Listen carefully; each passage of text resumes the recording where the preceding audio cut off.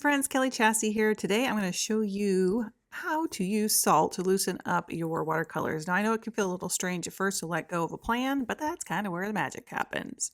And for my patrons, there is a little bonus extended video where I include a second salt painting. And if you are not yet a member, we would love to have you join us. We have here just some regular old table salt. You can see it's very fine. So we're going to try this. Throw it right back in there. Look at that. I just washed my hands. And then we also have some pink salt. So it's a little bit more coarse, a little bit more grainy. So we're going to test this one out. And I don't have any of the sea salt, so I'm going to use margarita salt. So perfect for margaritas. It might be perfect for watercolor. We will soon find out. I have used this, believe it or not. I still gonna lie, just bought this not too long ago. Okay, so this is, look how coarse this is. So we're gonna try all three of these. So this is gonna be a nice little learning experience. I sometimes will have really good luck with salt, other times I don't. And you know, it took me a while to figure out why.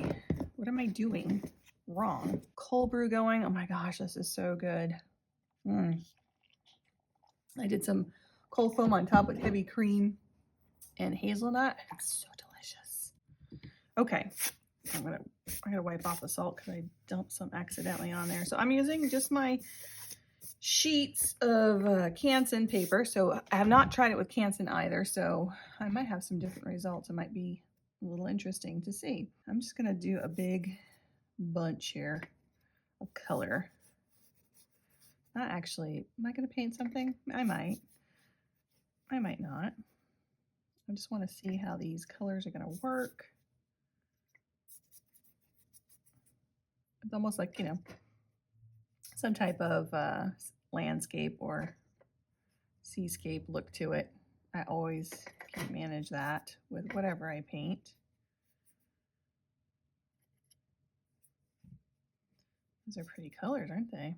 Let's add a little brown to it. Is that brown? I got two different browns in here. So I don't have, it's not super pigmented, right? I didn't spritz my watercolors beforehand, so I'm just gonna, there we go. I'm gonna roll it. I'm rolling it in here a little bit more. You know how it's a little bit more challenging to pick up more pigment when you're using these pan paints, but that is a great thing because that's how, especially when you're first starting out, how you learn how much pigment you need and, you know, water ratios. So I'm just throwing in color here. Maybe some trees. She's going now. She's out of control. So you can see it's still quite wet. So I have to work quickly. So I'm going to keep adding some paints to this because I have to work quickly with watercolor, because if it starts to dry, I'm not going to get that bloom that I'm looking for. All right, let's start with just the regular salt here. And I'm just going to bring it right here. You can see already it's starting to move, and that's because my paper is pretty wet. Let's do some of the pink salt here. And I'm going to use the coarse salt over here. Look at that, it's already starting to move quite a bit. So here's the key. You want to have a good amount of pigment, because if it's a really light pigment, you're not going to see it quite as much. And you want to time it early. So you don't want your paper to be soaking wet, or it's puddling everywhere and pouring. But you can see it's got a glisten to it. It's still nice and wet and juicy, but it's not overly wet, and it is not overly dry. Because once it's dry, it's not going to work. You want to use plenty of water. So start with that really juicy wash, lots of water on your paper.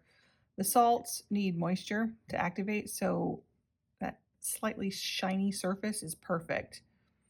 And then pick your salt, try whatever one, coarse sea salt, kosher salt. Those are going to give you more dramatic blooms. Table salt works too, as you can see, but the effects are finer, more delicate. They're tinier little pieces. And again, timing. When you sprinkle the salt on the damp paper when it's not soaked, if it's too wet, nothing's going to happen. If it's too dry, the salt won't activate. So, lightly sheen your paper and let it sit. Don't touch it. Let the paint and the salt dry completely. This is going to take a little bit depending on what your paper is. Now, that's why one of the reasons I want to try the Canson, because I know it's going to dry quicker.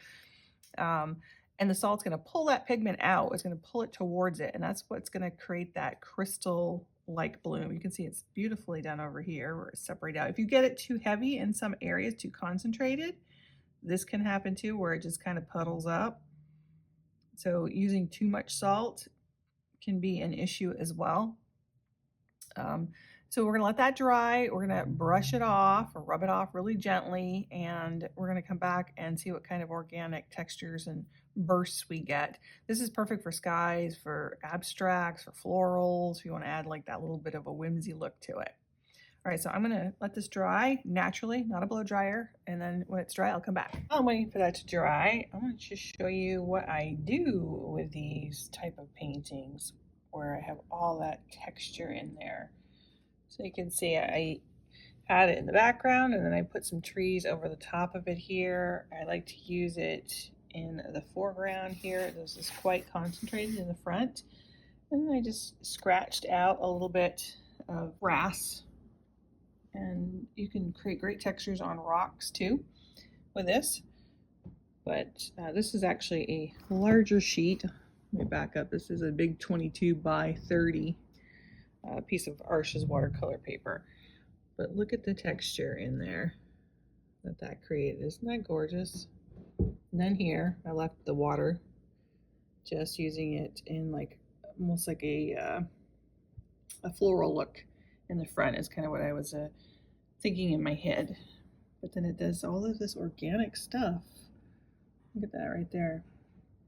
In this piece, I did similar, where I used it for the background of some trees in a winter scene. I did not go into the sky area too much. It almost looks like snow up there. I got a couple little pieces you can see that got loose, but again, the texture just gives it so much more dimension and interest and that organic look. We are getting there. It's almost dry. I've got a few areas here that are still wet, and it's been about 15 minutes so far.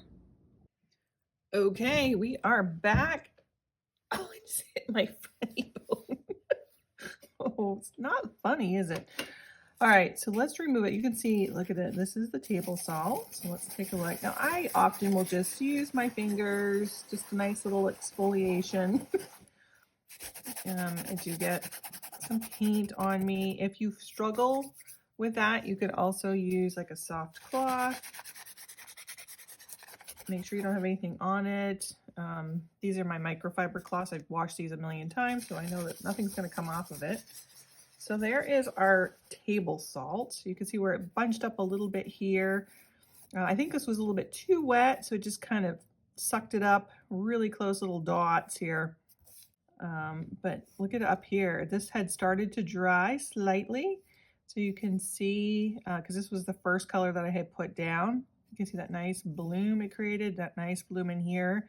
And it's interesting, you might find different results with different paints too. So it's always fun to experiment with different colors, different types of paints. I mean, the chemical reactions with any of this stuff can always be different. So I would love to know if you've tried salt and what your results were. So comment below, let me know what happened to you. So this is our pink salt. So you can already see some of the colors did a little bit more. Now, could it be, again, because it was where I placed it and when I placed the paint? So it could have been more dry in some sections.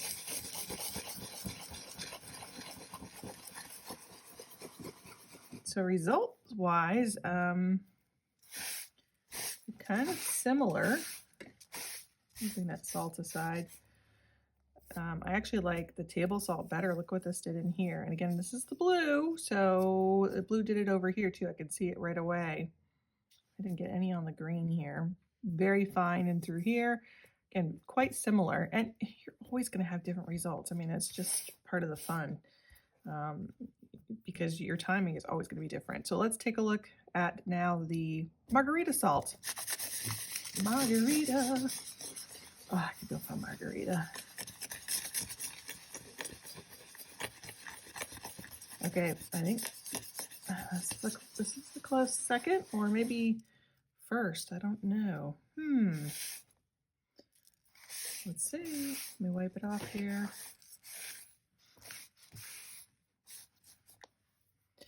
Look at that. Of course, you can take this little painting and you can start a landscape with it. Use this as your base. And I just take my salt, I wipe it off, I put it back in there, reuse it. So I hope I gave you permission today just to explore. Maybe these little exercises might seem simple, but they're really powerful. I think they help loosen up. They expand how you might think about a painting, and you can become more confident in your own voice. And the more you play like this, the easier it gets. And honestly, it makes you a better artist in the long run. So keep showing up for yourself, try new things, and don't worry about being perfect. Just keep painting. Can't wait to see what you do with your salt. Have fun with it. Look at the beautiful colors in here. And remember, if you are a patron, you get this one as an extended version. All right, we'll see you guys later. Bye.